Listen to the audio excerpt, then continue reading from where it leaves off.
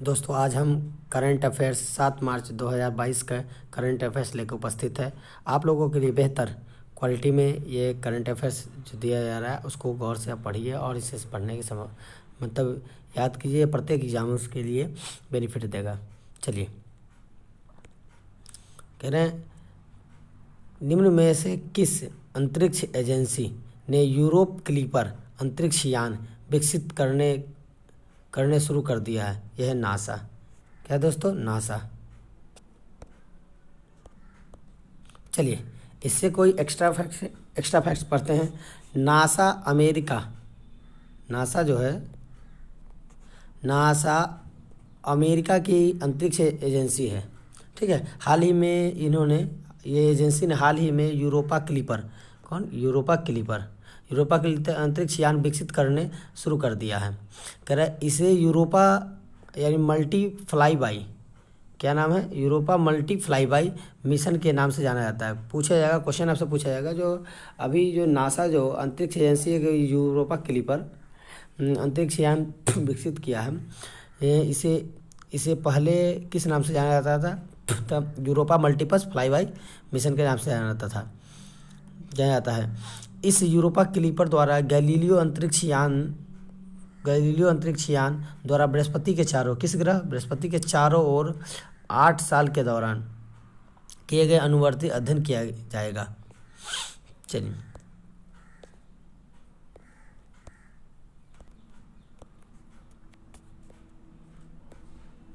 चलिए, कह रहे भारत का पहला फ्लोटिंग स्टोरेज और रीगैसिफिकेशन यूनिट हुए जॉइंट किस राज्य में स्थित जयगढ़ एनर्जी के टर्मिनल को प्राप्त हुआ? तो यह है दोस्तों महाराष्ट्र। किसके? महाराष्ट्र को।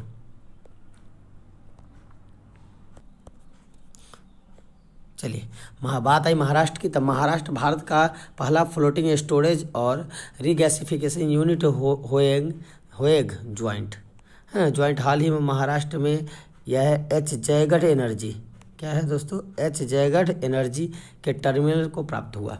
यह भारत का पहला FSRU आधारित एनर्जी प्राप्त करने वाला टर्मिनल है। यानी पहला टर्मिनल ये पूछ देगा कि FSRU आधारित एनर्जी प्राप्त करने वाला पहला टर्मिनल कौन है, कहाँ, किस राज्य में है? तो महाराष्ट्र में है ना। ये कहता है प्राप्त करने वाला, साथ ही यह महाराष्ट्र की पहली LNG सुविधा भी होगी।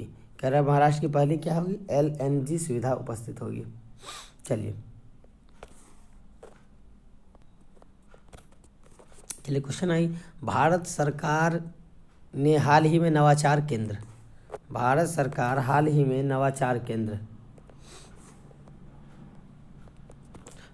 केंद्र की स्थापना के लिए किसके साथ मेजबान देश समझौते पर हस्ताक्षर किए हैं? तो ये है दोस्तों क्या? अंतर्राष्ट्रीय दूरसंचार संघ। जब बात आई यानी अंतर्राष्ट्रीय, इस एक्स्ट्रा फैक्ट पढ़ लेते हैं। अंतर्राष्ट्रीय दूरसंचार संघ भारत सरकार के हाल ही में नवाचार केंद्र, क्या है? नवाचार केंद्र की स्थापना कहाँ हुई है? नई दिल्ली में ITU के क्षेत्रीय कार्यालय के लिए अंतर्राष्ट्रीय दूरसंचार संघ का मेजबान देश समझौते पर हस्ताक्षर किए। यह समझौता क्षेत्रीय कार्यालय की स्थापना और संचालन के लिए कानूनी एवं वित्तीय ढांचा, क्या है? कानूनी एवं वित्तीय ढांचा प्रदान करता है।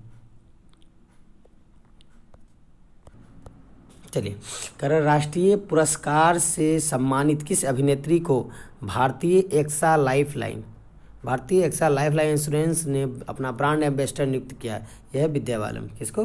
विद्या बालन को किया।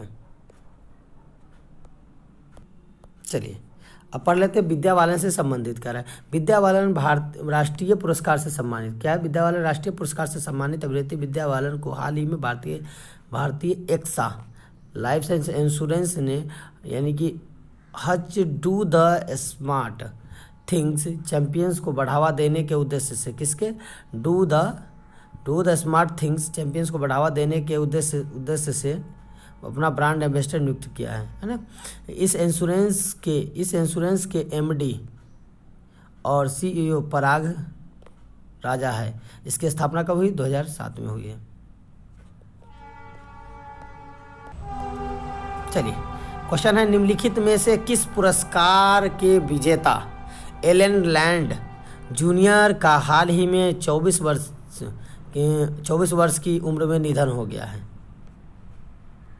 यानी ऑस्कर पुरस्कार के विजेता है। ठीक है दोस्तों,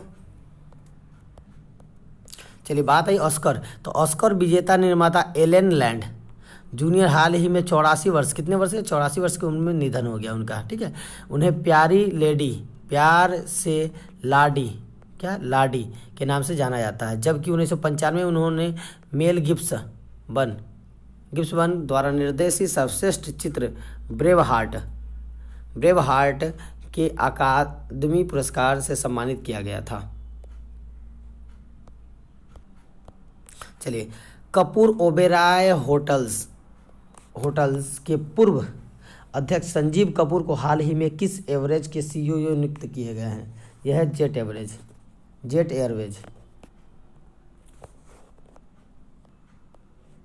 बात है जेट एयरवेज, तो जेट कर है कपूर ओबेरॉय होटल्स के पूर्व अध्यक्ष यह संजीव कपूर को हाल ही में जेट एयरवेज का नया सीईओ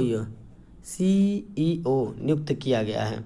उन्होंने विस्तार एयरलाइंस के मुख्य रणनीति और वाणिज्य अधिकारी कौन है? उन्होंने विस्तारा विस्तारा एयरलाइंस के मुख्य रणनीति एवं वाणिज्य अधिकारी के रूप में 3 साल, कितने साल? 3 साल, और स्पाइस जेट के मुख्य परिचालन अधिकारी के रूप में 2 साल, कितने साल? 2 साल तक काम किया है। चलिए, कह रहा हाल ही में किसके द्वारा जारी आंकड़ों के मुताबिक फरवरी 2022 में यूपीआई प्लेटफॉर्म पर भारत के लेन देन की कीमत घटी है? तो यह है national payments corporation of India. चलिए, कह रहा उत्तर, ये क्वेश्चन आई है फैक्ट, एक्स्ट्रा फैक्ट में बात करते हैं। National payments corporation of India के द्वारा जारी आंकड़ों के मुताबिक 22 फरवरी 2022 में यूपीआई प्लेटफॉर्म पर भारत की लेन देन की कीमत घटी है। कह रहा है, देखिए, national payments corporation of India के द्वारा जारी आंकड़ों के मुताबिक यानी कि फरवरी 2022 में यूपीआई प्लेटफॉर्म पर भारत की लेन देन कीमत घटी है। करिए 22 फरवरी 2022 में यूपीआई प्लेटफॉर्म पर कैशलेस रिटेल ट्रांजैक्शन 8.2 यानी 8,27 लाख यानी 8.27 लाख करोड़ रुपए था, जबकि पिछले महीने में 8.32 लाख करोड़ रुपए थे। दोस्तों, ये आप लोगों को यानी कि 7 मार्च 2022 का करंट अफेयर्स दिया जा रहा है। आप इसे बेहतर तरीके से पढ़ने का प्रयास कीजिए, और आप लोगों को कैसा लगा कमेंट कीजिएगा, लाइक कीजिएगा, सब्सक्राइब कीजिएगा। थैंक्स।